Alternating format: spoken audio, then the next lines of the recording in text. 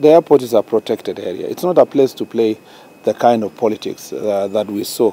And you saw, you know, people entering inside the airport just with a lot of razzmatazz for absolutely nothing, for pure zero political value, zero economic value, zero PR. Whatever it was being done, it was just useless. And for it to be done inside the airport, it's just totally unacceptable.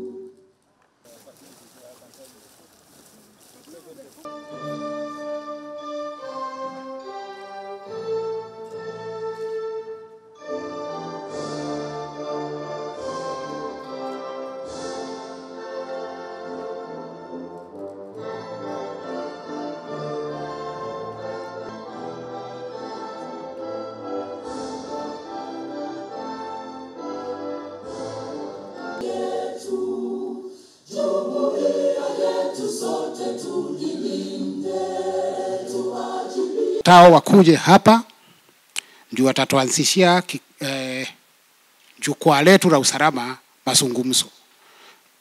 Assistant Chief Joseph hatua. Nami jina langu ni Beverly Opora. Mimi ndiye Principal Administrative Secretary katika ministry yetu. Principal Administrative Secretary wa utawala wa kitaifa katika kwamba mko na idadi ya watu 610,111, lakini kulingana na makadirio kwa sasa mnahitajika idadi. Kwa sasa mko na vitengo ama eneo la kupeana huduma ifuatavyo. Mko na sub-counties 5, mko na tarafa ama ofisi ya Deputy County Commissioner ya Mwea West na pia ya divisioni ya Inoi kwa takriban pesa milikija. Kwa upande wa mazingira tulikuwa tumewapatia lengo ya kuweza kupanda miti milioni 1, mumepanda takriban miti 1.9 milioni 1,900. Ningependa kupongeza serikali ya jimbo ya Kirinyaga pamoja na serikali kuu, viongozi wetu kwa kuweza kufanya kazi pamoja ya ustawi wenu ama welfare wenu. Na kama mnavyojua na atawaelezea zaidi, aliweza kazi yetu, mambo ya sare zenu za kazi, mambo ya promotions zenu, mamkuru jukwaa la usalama ambayo nafasi kuweza kunena nao. Tupigie waziri wetu makofi.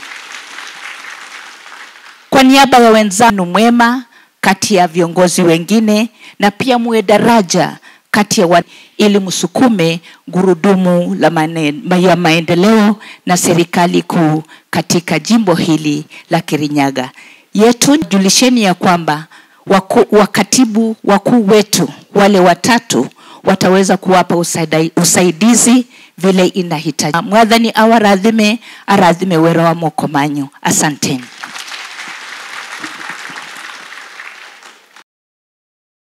Unfortunately, innocent people are are caught up in these situations. It is regrettable that the journalists were in that situation.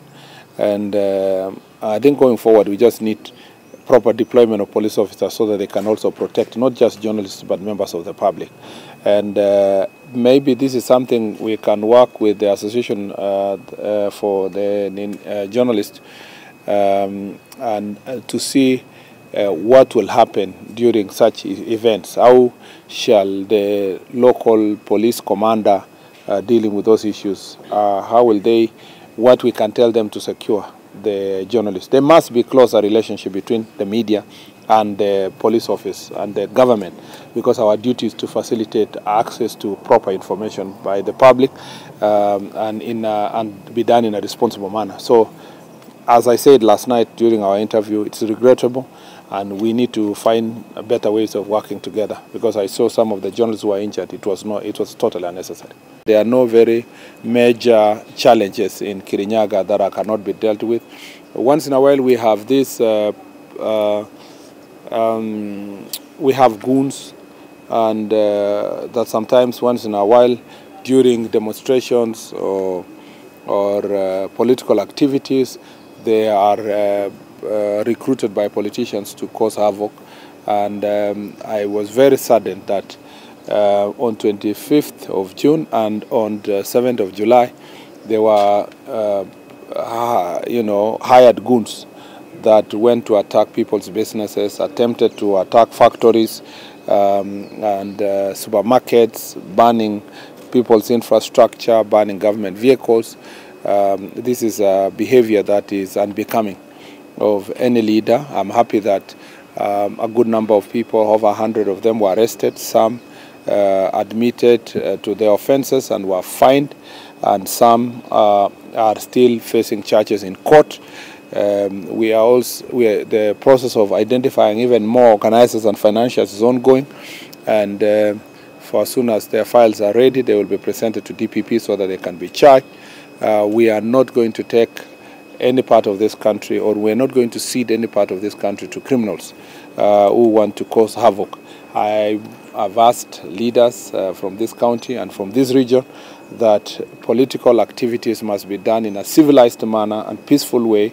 There is nothing wrong with people disagreeing politically, but it must be done in a civilized manner, not in a manner to harm your neighbor or to destroy anybody's property or to intimidate people, to force them to support your ideas. It's important that this region remains a peaceful region, and particularly this county. There is a very strange phenomenon here and generally in this region about suicides. There is a higher number of people who are committing suicide, and the reasons are varying from family issues, from withdrawal from drug and alcohol abuse. And I think that I will be speaking to National Crime Research Center, which is a department within our ministry. We need to facilitate them to do some research to tell us exactly what are the real causes of this kind of suicides that we see in this region generally. Yesterday in Nyeri, that was a subject of a lot of discussion. Here again, we still get 5, 8 people dying every month in one county as a result of suicide. If you combine that in all the 5 counties, that is a very huge number of people we are losing.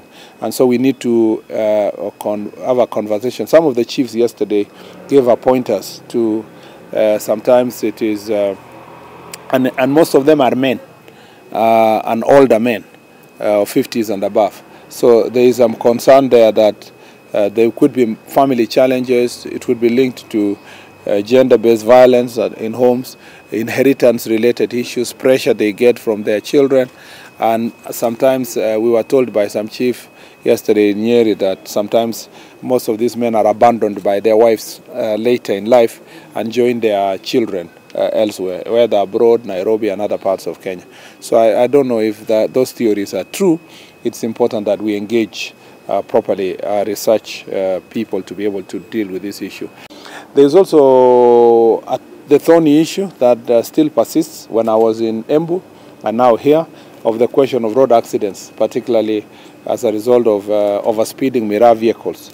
I gave directions in Embu that the Miraa owners need to come for consultative meeting with our security team.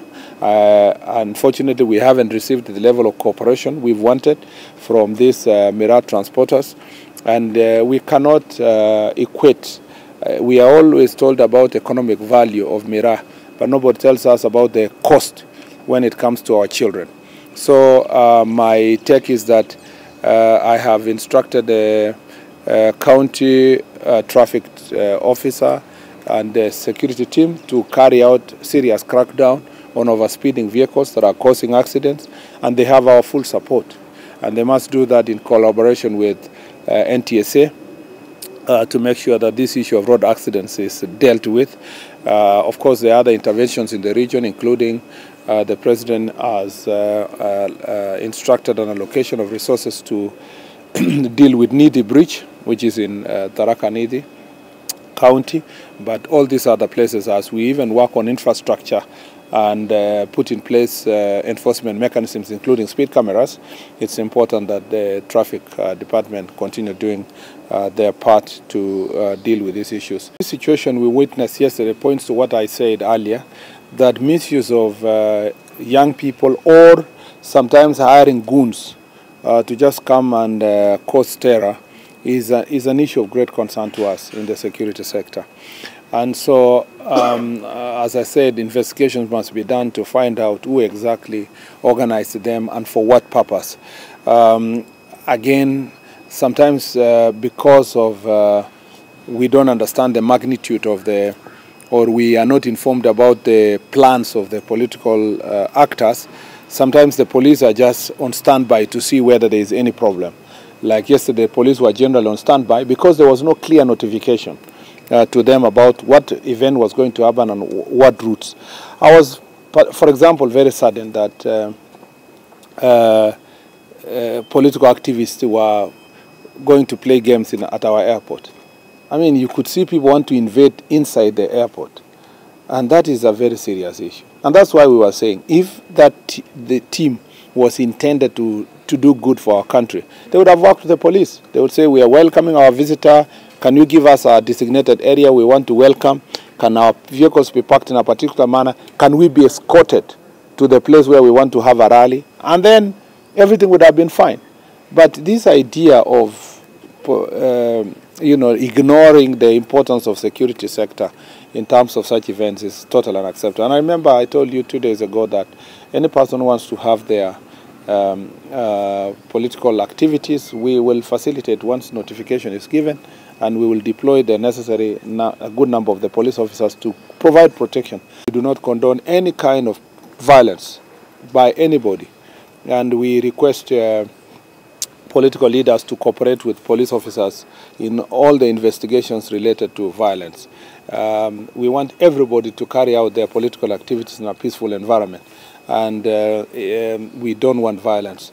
I know that when I said 3 days ago that we were requesting members of political party that wanted to hold a political activity yesterday, when I said that they need to notify the police, I heard one of their leaders, former senator, saying that they have no obligation to notify the police and that they don't need the police to hold their meeting.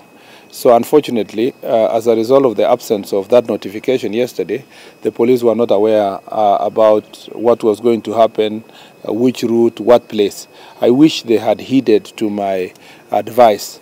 The reason why the law says you notify the police is not because it's not that the police, so that the police can give you the right to hold meetings. No, it's just for the police to provide security and to give right security advice to the citizens of Kenya. Had we sat down and cooperated with the police officers, I don't think the situation would have happened yesterday in the manner in which it did, because the police would have taken prior notice of what's happening, provided clear the routes, and provide also advice.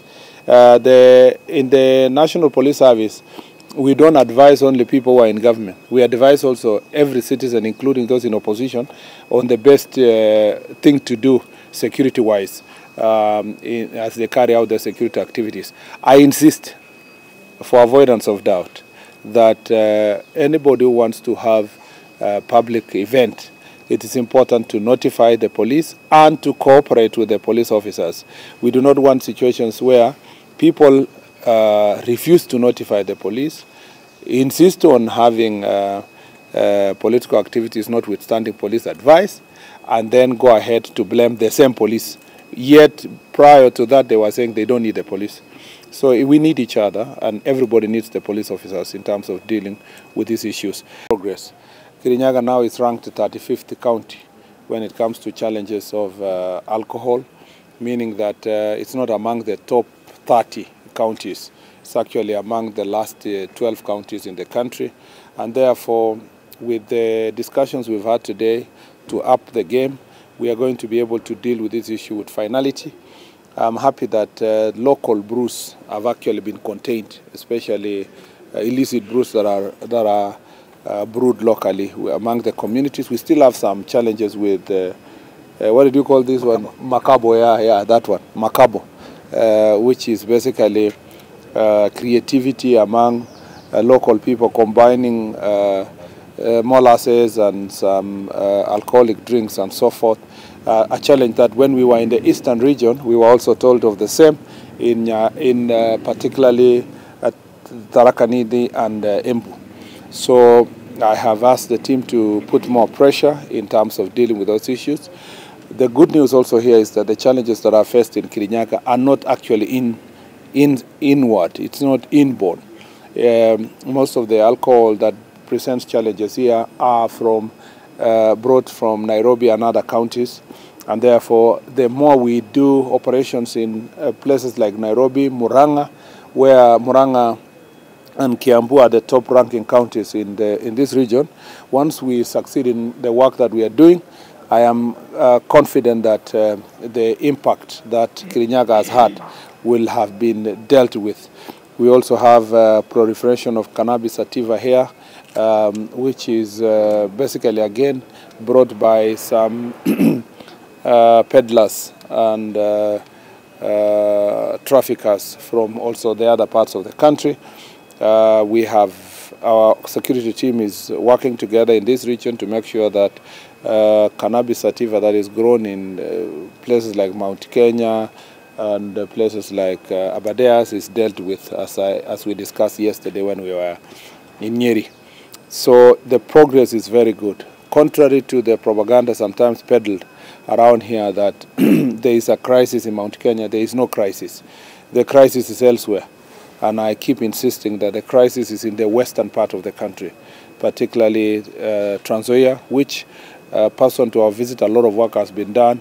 Places like Kakamega, Vihiga, Kisumu, and then also Nairobi, Kiambu, and Machakos areas, and some parts of Kajiado bear the greatest impact together with Mombasa.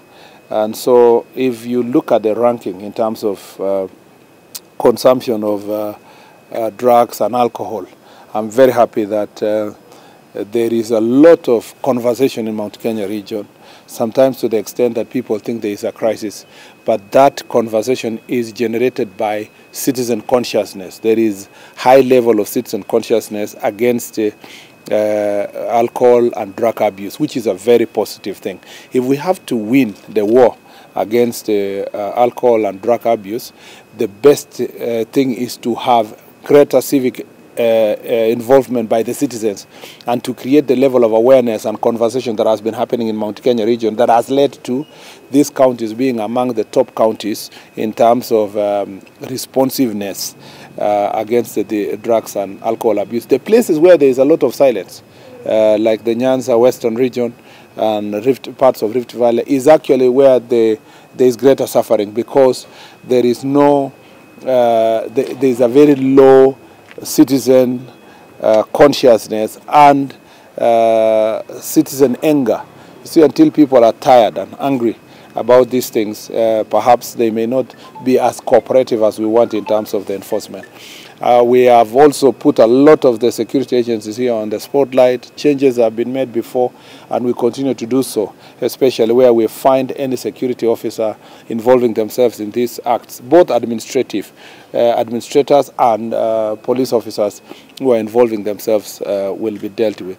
I'm also very happy that this county has a very good collaboration in terms of collaborative team, interagency team that deals with matters of drugs and alcohol abuse, and what we are only seeking for is greater enforcement and collaboration with the county government, because there are almost 2,000 plus outlets that are operating in this county, very small county with a very small population.